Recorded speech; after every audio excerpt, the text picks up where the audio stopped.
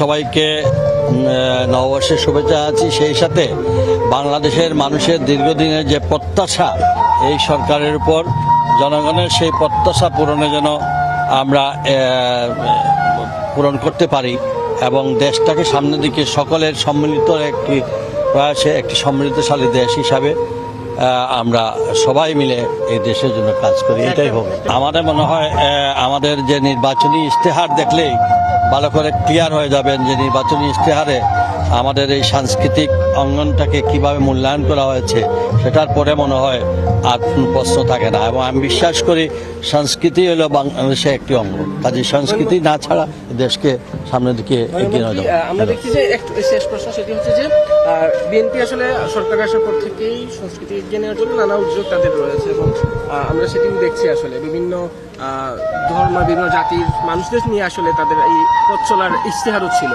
এটা জনগণ পরিষ্কার, এই নতুন নিরঙ্কুশ নির্বাচিত একটি সরকারের কার্যক্রমকে যারা অতীতেই দেশের স্বাধীনতা সার্বভৌমত্বকে যারা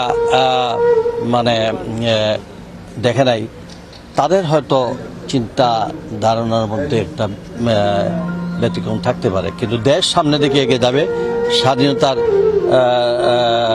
সার্বভৌমত্ব রক্ষা করে দেশ সামনের দিকে এগিয়ে যাবে। এবং আমার বিশ্বাস এই জনগণের এই যে রায়, নিরঙ্কুশ রায়কে কেউই বদলি করতে পারবে না, যত ধরনেরই হোক। জনগণ এখন সজাগ আছে।